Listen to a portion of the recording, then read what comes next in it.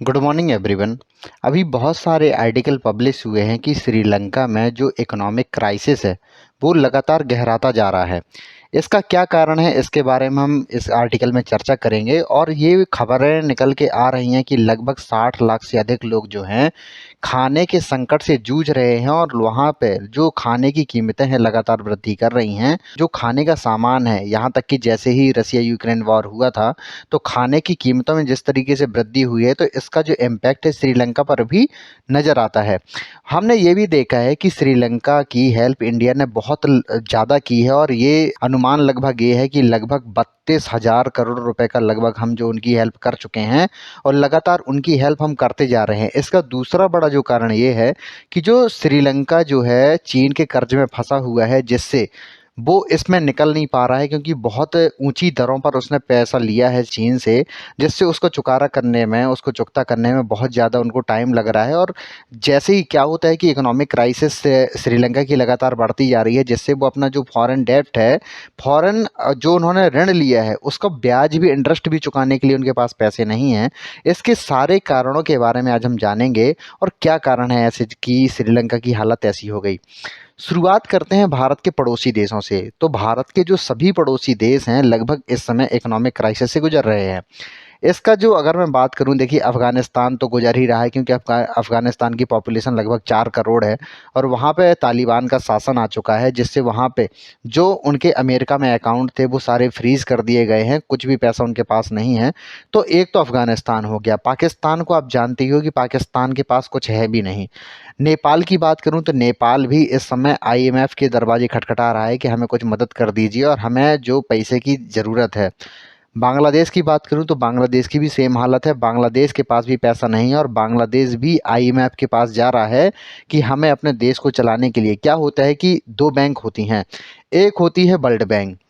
World bank देती है, अगर आपके अपने देश में, अगर किसी देश में इंफ्रास्ट्रक्चर अगर बिल्ड करना हो तो उसके लिए वर्ल्ड बैंक जो है ऋण देती है। वर्ल्ड बैंक ऋण उनको देती है जो बहुत लॉन्ग टर्म के लिए होता है। लेकिन अगर किसी देश में आर्थिक हालत ख़राब है तो शॉर्ट टर्म के लिए ऋण देती है, वो आईएमएफ देती है। बहुत ज़्यादा अगर किसी देश में आर्थिक हालत ख़राब है, यहाँ वहाँ पे या फिर वहाँ पे इकोनॉमिक क्राइसिस अगर आ रहा है, उसको बचाव के लिए, उस देश में इकोनॉमिक क्राइसिस आ ना जाए, इसके लिए जो देश हैं आईएमएफ के दरवाजे खटखटाते हैं। लेकिन जब आईएमएफ ऋण देता है तो उसमें बहुत सारी शर्तें भी लगी होती हैं, क्योंकि जब 1991 में जब हमारे देश में आर्थिक संकट आया था तो हमने भी आईएमएफ का दरवाज़ा खटखटाया था, जिससे हमें अपनी देश की इकोनॉमी में बहुत बड़े चेंजेस करने पड़े थे। ये भी हम देखते हैं। चीन ने बहुत ज़्यादा ऋण दिए हैं श्रीलंका को, जिससे उनके जो ऋण है वो नहीं चुका पा रहा है। हमने ये भी देखा है कि क्या है कि जो भारत के सभी पड़ोसी देश हैं, क्या होता है कि चीन ये चाहता है कि एक बहुत बड़ा रोड का नेटवर्क बनाया जाए, जिससे चीन की जो प्रेजेंस है लगभग हर जगह में, उनका जो ट्रेड हो, चाहे वो यूरोप हो, चाहे सेंट्रल एशिया हो, चाहे वो अफ्रीका के बहुत सारे देश हों, तो इन सभी देशों को बहुत बड़े ऋण देते हैं, और बहुत ज़्यादा इंटरेस्ट में। तो देशों को ये लगता है कि हमें इतने ऋण ले लेना चाहिए, क्योंकि हमारे देश के वृद्धि के लिए ये बहुत उपयोगी होंगे। लेकिन क्या होता है कि जितना इंटरेस्ट ये लेते हैं, उससे क्या होता है कि उस देश की जो आर्थिक हालत है वो ख़राब हो जाती है। और दूसरा बड़ा कारण ये है श्रीलंका की इतनी बड़ी बेचैनी का, श्रीलंका की बर्बादी का दूसरा बड़ा कारण है जो यूक्रेन और रसिया का वॉर हुआ है। यूक्रेन रसिया वॉर की जो शुरुआत हुई थी, अगर मैं बात करूं तो 24 फरवरी 2022 को शुरुआत हुई थी, और एक साल के बाद भी यह युद्ध नहीं रुका है। क्या होता है कि अगर मैं श्रीलंका की बात करूं तो श्रीलंका में बहुत ज़्यादा जो पर्यटक हैं वो रूस से आते थे। तो रूस में अगर युद्ध छिड़ गया है तो वहाँ की जो इंटरनेशनल फ़्लाइट हैं वो नहीं आ रही हैं श्रीलंका में, जिससे उनका जो टूरिज़्म है बहुत ज़्यादा बाधित हो रहा है, और बहुत ज़्यादा जो पर्यटक आते थे वो नहीं आ रहे हैं श्रीलंका में। और लगातार हमारे देश में क्या है कि हमारे देश के आसपास जितने देश हैं, इंडिया को छोड़ के लगभग सभी देश इकोनॉमिक क्राइसिस से गुजर रहे हैं, और इंडिया लगभग इन सब की हेल्प कर भी रहा है। पाकिस्तान पाकिस्तान में इतनी ज़्यादा हालत ख़राब है कि वहाँ पे इस समय जो पिछले साल 2022 में जो फ्लड आए थे, जो वहाँ पे बहुत ज़्यादा बाढ़ आई थी, उससे उनको जो अनुमान लगाए जा रहे हैं लगभग $44 बिलियन का नुकसान हुआ है।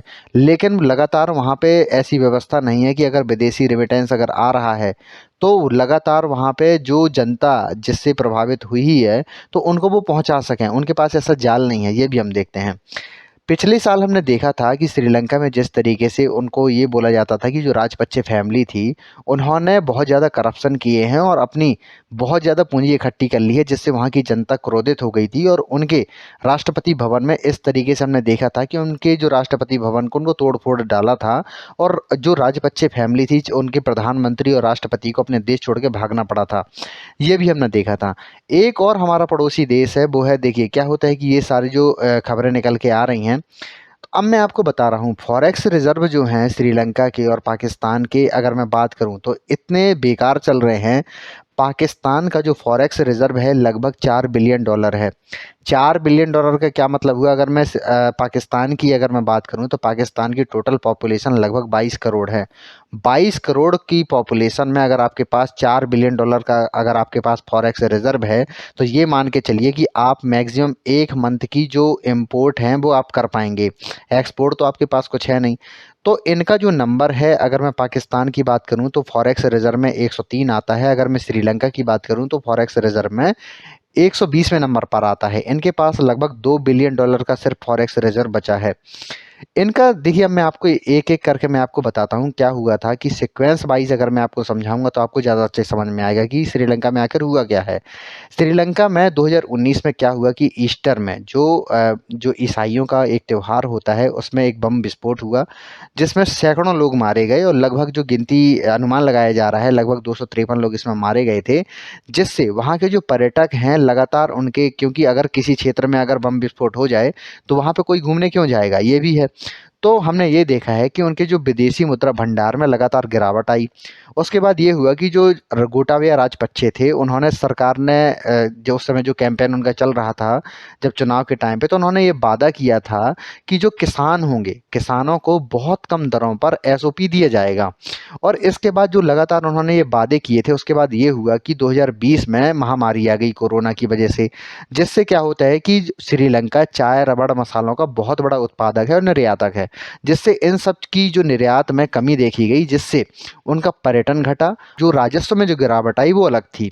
इससे क्या हुआ कि श्रीलंका में राजकोषीय घाटा लगातार गिरता गया और जो जीडीपी है वो भी लगातार घटती चली गई, ये भी हमने देखा है।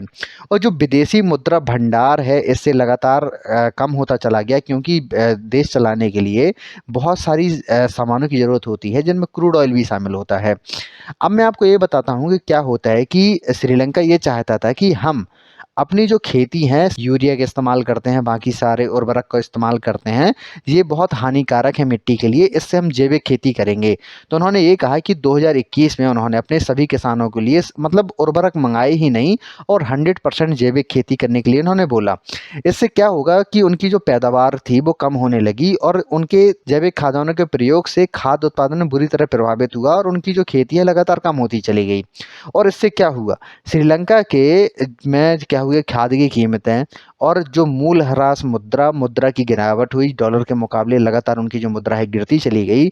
और इसके बाद हमने ये देखा कि जो विदेशी मुद्रा भंडार है लगातार कम होते चले गए, जिससे श्रीलंका में जो आर्थिक आपातकाल है वो भी आ गया।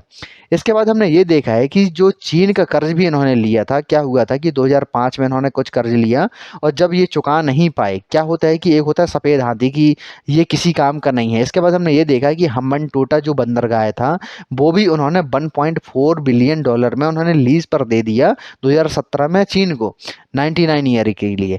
तो इससे क्या होता है कि भारत अगर इसकी मदद भी करता है, तो क्या होता है कि हमारे पास जो श्रीलंका के बहुत सारे जासूसी जो जहाज हैं वो हमारे आसपास आ जाएंगे, क्योंकि हम्बनटोटा अगर उनके पास है तो बहुत बड़ी जो मिलिट्री वहाँ पे प्रेजेंस बना के रख सकते हैं। ये भी हम देखते हैं। इस समय क्या है कि श्रीलंका आईएमएफ से $2.9 बिलियन का एक पैसा मांग रहा है कि अपने देश को चलाने के लिए। इससे हमने ये देखा है कि श्रीलंका में लगातार जिस तरीके से इन्फ्लेशन बढ़ रहा है और जो क्या होता है कि चाइना जिस तरीके से वो मैनिपुलेट कर रहा है, वो बहुत बड़ी समस्या है। जैसे हमने ये देखा है कि अगर मैं बात करूं लास्ट के 70 सालों में, जब से श्रीलंका आज़ाद हुआ है, तब से वहाँ के सबसे बुरा क्राइसिस है। क्योंकि हमने ये देखा जिससे जैसे ही यहाँ पे क्राइसिस आया है, वहाँ पे लगातार जो दंगे हैं लगातार बढ़ते जा रहे हैं। जो अगर मैं बात करूँ जो फूड स्टोरेज है, फ्यूल की दिक्कत हो रही है, खाने की दिक्कत हो रही है, जो मेडिसिन है उनकी दिक्कत हो रही है और लगातार वहाँ की जो जनता है लगातार सफ़र करती जा रही है, अभी हम देख रहे हैं। इंडिया ने इसमें लगभग $4 बिलियन की इसमें मदद की है और लगातार हमने इसमें ये देखा है कि जो रैपिड जो असिस्टेंस है वो हमने प्रोवाइड किया है। अगर मैं जनवरी से जुलाई तक की अगर मैं बात करूं तो इसमें हमने क्रेडिट लाइन भी दिए हैं, करेंसी स्वैप भी दिया है। इसमें हमने ये भी देखते हैं कि जो डिफर्ड इम्पोर्ट पेमेंट है वो भी हमने इसमें इनको छूट दी है और इसमें हमने ये भी देखा है कि लगभग अगर मैं ये बात करूं हमने बहुत सारी मेडिसिन उनको भेजी हैं और इनकी अगर मैं श्रीलंका की पॉपुलेशन की बात करूं तो लगभग 22 मिलियन मतलब 2 करोड़ 20 लाख उनकी पॉपुलेशन है।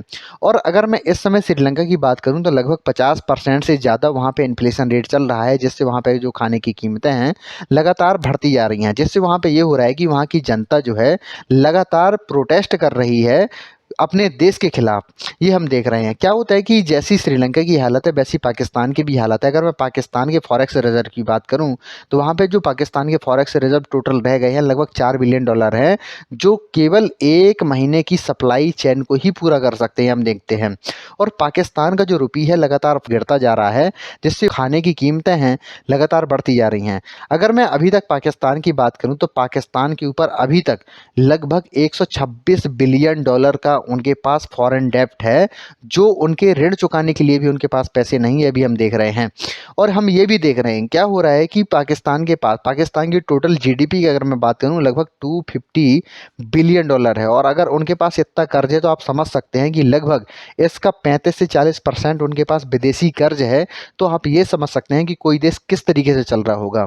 तो हम ये समझ सकते हैं कि भारत के जो भी पड़ोसी देश हैं लगभग इकोनॉमिक क्राइसिस से गुजर रहे हैं और श्रीलंका लगातार क्राइसिस से गुजर रहा है, क्योंकि अभी तक जो पर्यटन है वो खुला नहीं है और दुनिया में अगर जब तक यूक्रेन रसिया वॉर नहीं रुकेगी तब तक खाने की कीमतें नहीं संभलेगी। और इससे क्या होता है कि जो श्रीलंका जैसे देश हैं, अगर मैं अफ्रीका के बहुत सारे ऐसे कंट्रीज हैं जिनमें इन्फ्लेशन रेट और खाने की कीमतें लगातार बढ़ती जा रही हैं, ये भी हम देखते हैं। तो हम ये देखेंगे कि लगातार अगर इंडिया बहुत सारी मदद इसलिए भी कर रहा है क्योंकि चाइना को उसको काउंटर करना है कि चाइना की प्रेजेंस श्रीलंका पर ज़्यादा ना हो जाए, इसलिए भी भारत को उसकी हेल्प करनी पड़ती है। ये भी हम देखते हैं। तो आशा करता हूँ कि आपको वीडियो अच्छा लगा होगा। अगर आपको वीडियो अच्छा लगा हो तो प्लीज़ इसको लाइक कीजिए, सब्सक्राइब कीजिए और शेयर कीजिए। धन्यवाद।